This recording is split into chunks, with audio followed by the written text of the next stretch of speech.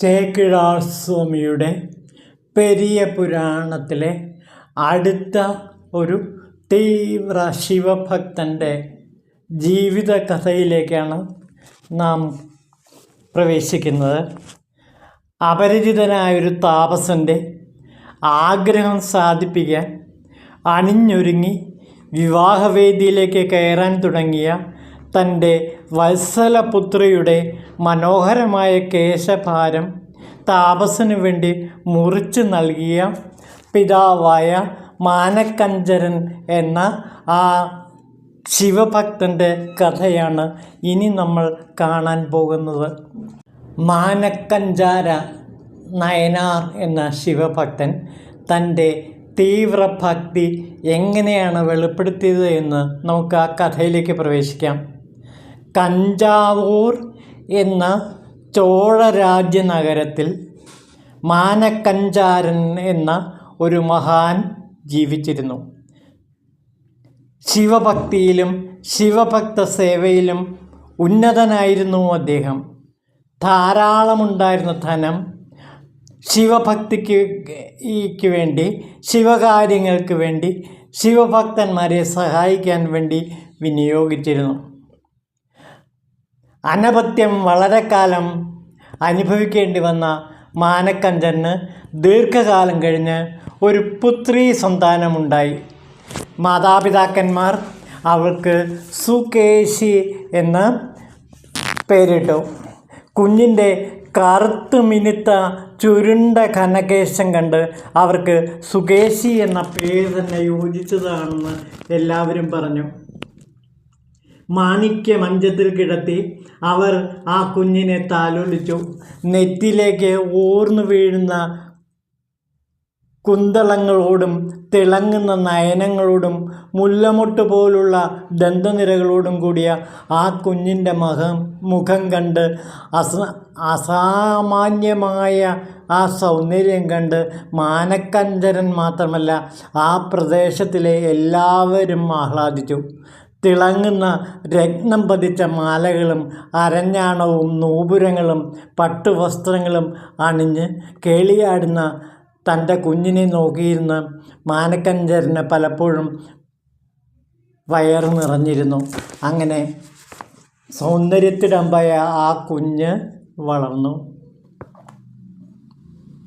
അങ്ങനെ ഇരിക്കുമ്പോഴാണ് മാതാപിതാക്കന്മാരെ സന്തോഷിപ്പിച്ച് വളർന്ന അവൾക്ക് വിവാഹകാലമായപ്പോൾ തന്നെപ്പോലെ തന്നെ ഗുണവാനായ കലിക്കാമ നയനാർ എന്നൊരു ചെറുപ്പക്കാരൻ അവളെ വിവാഹം കഴിക്കാൻ ആഗ്രഹിച്ചു വന്നു. ബന്ധുക്കൾ വന്ന് മാനക്കഞ്ചാരനോട് വിവാഹാഭ്യർത്ഥന നടത്തി. സന്തോഷത്തോടെ മാനക്കാരൻ സമ്മതിക്കുകയും ചെയ്തു. വിവാഹ ദിവസം നിശ്ചയിച്ച് മുഹൂർത്തത്തിന് മുമ്പായി ബന്ധുജനങ്ങളെല്ലാം വന്നു ചേർന്നു. വിഭൂഷിതയായ വധു ഒരുങ്ങി നിൽക്കുന്ന സമയത്ത് ശിവഭക്ത ലക്ഷണങ്ങളെല്ലാം തികഞ്ഞ ഒരു ശിവമുനി മാനക്കഞ്ചാരൻ്റെ മുമ്പിൽ പ്രവേശിച്ചു. അത് ഒരു ശുഭശകനമായി ആദരിച്ച പിതാവ് മകളെ കൊണ്ട് അതിഥിയെ നമസ്കരിപ്പിച്ച് ആശീർവാദത്തിന് അപേക്ഷിച്ചു. അത് സ്വീകരിച്ച് വധുവിനെ അനുഗ്രഹിച്ച ആ മഹാശിവയോഗി ആവശ്യപ്പെട്ടത് വധുവിൻ്റെ തഴച്ചു വളർന്ന മുടി തനിക്ക് പഞ്ചവടമായി ധരിക്കുവാൻ തരണമെന്നായിരുന്നു. അത് കേട്ട ഉടനെ സംശയലേശമില്ലാതെ മാനക്കഞ്ചാരൻ ഉടവാൾ ഊരി പുത്രിയെ അവളുടെ ഏറ്റവും മനോഹരമായ ഇടതൂർന്ന ആ തലമുടി അറുത്ത് സന്യാസിക്ക് ദാനം ചെയ്തു. ഈ രംഗം ചേക്കിഴാർ വർണ്ണിക്കുന്നത് വളരെ മനോഹരമായിട്ടാണ്. നോക്കൂ. തഞ്ചരണിത്തിടൈ പണിന്തു താഴ്ന്നെഴുന്തു മടക്കൊടിതൻ മഞ്ജു താഴെ തന വളർന്ന് മലർകൂന്തൽ പുറംനോക്കി അഞ്ജലി മേത്തൊണ്ടരപ്പാർ അണങ്കിവൾ തൻ മയിർ നമുക്ക് പഞ്ചവടിക്കാം എന്താർ പരവ അടിത്തലം കൊടുപ്പാർ. പഞ്ചവടിക്ക് വേണ്ടി ആ മാല, അതായത് തൻ്റെ ശിരസിൽ ചുറ്റിക്കെട്ടാൻ വേണ്ടി, അതിനാണ് പഞ്ചവടി എന്ന് പറയുന്നത്. ആ പഞ്ചവടിക്ക് വേണ്ടിയിട്ട് ആ തലമുടി എനിക്ക് അറുത്തു തരൂ എന്ന് ആ ശിവയോഗി പറഞ്ഞു. അരുൾ ചെയ്ത മൊഴികളെ പുരികை തனை ഉരുവിപ്പൊരുൾ ചെയ്താം എൻ്റെ പറയേൻ എനക്കൊണ്ട് പൂങ്കൊടി തൻ ഇരുൾ ചെയ്ത കരിങ്കൂന്തൽ അടിയിൽ അരുന്തതിർ നിൻ്റെ മരുൾ ചെയ്ത പിറപ്പറുപ്പാർ മലർക്കരിന്തി നിരടൈ നീട്ട. ഇതാണ് ചേക്കിഴാർ സ്വാമിയുടെ ആ ഭാഗത്തെക്കുറിച്ചുള്ള വിവരണം. ആ നിമിഷം തന്നെ താപസൻ അപ്രത്യക്ഷനായി. തത്സ്ഥാനത്ത് ആകാശത്തിൽ ബലിഷ്ഠനും പൂജ്യനുമായ നന്ദിയുടെ മുകളിലിരുന്നു കൊണ്ട് ഗൗരീ സമേതനായി ഭഗവാൻ മാനക്കഞ്ചാരന് ദർശനം നൽകി. ദേവന്മാർ പുഷ്പങ്ങൾ വർഷിച്ചു. രാജാവ് ഭയഭക്തികളോടെ ആ പാദങ്ങളിൽ വീണ് നമസ്കരിച്ചു. ഇതെല്ലാം ലോകത്തിന് നിൻ്റെ ഭക്തിയെ അറിയിക്കാനായി നാം ചെയ്തതാണ് എന്ന് ഭഗവാൻ അരുളി അപ്രത്യക്ഷനായി. നിശ്ചയിച്ച മുഹൂർത്തത്തിൽ സർവാഭരണ വിഭൂഷിതനായ കലികാമർ ഗജാരൂഢനായി ബന്ധുക്കളോടൊപ്പം മണ്ഡപത്തിലെത്തി. സുന്ദരിയായ സുകേശിയെ തന്നുടേതാക്കാനുള്ള ആകാംക്ഷയോടെ വിവാഹവേദിയിൽ പ്രവേശിച്ച കലികാമർ രാജകുമാരിയെ കണ്ട് ഞെട്ടിപ്പോയി. പിന്നീട് നടന്ന സംഭവങ്ങളെന്ന് അത്യധികം ആശ്ചര്യപ്പെട്ടുവെങ്കിലും തൻ്റെ വികാരങ്ങളടക്കി അദ്ദേഹം ക്രമേണ ശാന്തനായി തീർന്നു. ഭഗവാന്റെ കാരുണ്യം കൊണ്ട് സുകേശിയുടെ കേശഭാരം പൂർവാധികം വർദ്ധിച്ചു. എല്ലാവരുടെയും ആശീർവാദത്തോടെ കലികാമർ സുകേശിയെ വിവാഹം ചെയ്യുകയും ചെയ്തു. സ്വന്തം കാലപാശത്തോടൊപ്പം പുത്രിയുടെ കനകോശപാശത്തെ ഭക്തിയോടെ ത്യജിച്ച ഭക്തന് അങ്ങനെ ശിവൻ്റെ സായുജ്യമുക്തി ലഭിക്കുകയും ചെയ്തു. ഇതാണ് ഈ കഥ.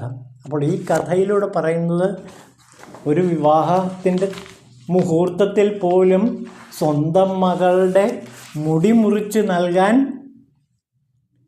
ആ ഭക്തൻ തയ്യാറാകുന്നു എന്നുള്ളതാണ്. ഇവിടെ പാശമാണ് മുടി. ആ പാശമറുക്കാൻ കഴിഞ്ഞു എന്നുള്ളതാണ് ആ മഹാഭക്തൻ്റെ ഏറ്റവും വലിയ കാര്യം. അപ്പോൾ ഇവിടെ മറ്റൊരു നിഗൂഢാർത്ഥം ഇതിലുണ്ട്. അപ്പോൾ ഏറ്റവും പ്രിയപ്പെട്ട ജീവിത പാശം ഏതൊരു ശിവഭക്തനാണോ അറുക്കാൻ കഴിഞ്ഞത്, അത് ശിവ തിരുസന്നിധിയിൽ ആർക്കാണോ സമർപ്പിക്കാൻ കഴിയുന്നത്, അവർ തീർച്ചയായിട്ടും ജീവൻ മുക്തി ശിവപദം പ്രാപിക്കുക തന്നെ ചെയ്യും. അതാണ് ഇതിൻ്റെ കഥയുടെ പൊരുൾ. അപ്പോൾ നമ്മുടെ ജീവിതപാശമാകുന്ന ആ സുകേശം അറുക്കുക, അവിടെയാണ് അതിൻ്റെ പ്രാധാന്യം. കേശം അറുക്കുക എന്ന് വെച്ചാൽ അതും പ്രിയപുത്രിയുടെ വിവാഹത്തിൻ്റെ ദിവസമാണ് കേശമറുത്തത്. അതായത് നമുക്ക് അത്രമേൽ പ്രിയപ്പെട്ടതാണ് ഈ ജീവിതപാശം. അത് വിട്ടുപോകാൻ സാധാരണ കഴിയില്ല. അതിനോട് നമ്മൾ ഒട്ടിച്ചേർന്നിരിക്കുന്നു, പറ്റിച്ചേർന്നിരിക്കുന്നു. ആ പറ്റലില്ലാതാക്കണം. എന്നിട്ട് ജീവിതപാശത്തെ അറുത്തിട്ട് അത് ഭഗവാന് സമർപ്പിക്കണം. അങ്ങനെ സമർപ്പിക്കുന്ന ഒരു ശിവഭക്തന് തീർച്ചയായിട്ടും ശിവലോകത്തെ പ്രാപിക്കാൻ കഴിയും. അതായത് നമ്മുടെ ജീവിതത്തിലെ ഏറ്റവും പ്രധാനപ്പെട്ട ആ ജീവിതവുമായുള്ള ബന്ധനത്തിൻ്റെ പാശമറുക്കുക എന്നുള്ളതാണ്. പശുപതി പാശം. ആ പാശമറക്കുന്നതോടുകൂടി പശു പതിയിൽ ലയിച്ചു ചേരുന്നു എന്നുള്ള ആ മഹനീയമായ ശൈവസിദ്ധാന്തത്തിൻ്റെ പൊരുളാണ് ഇവിടെ മാണിക്യവാചകരെ പോലെ തന്നെ, അതേപോലെ തന്നെ തിരുஞான സംബന്ധരെ പോലെ, അതേപോലെ അപ്പരെ പോലെ ചേക്കിഴാർ സ്വാമിയും ഈ കഥയിലൂടെ നമുക്ക് പറഞ്ഞു തരുന്ന മഹാസത്യം.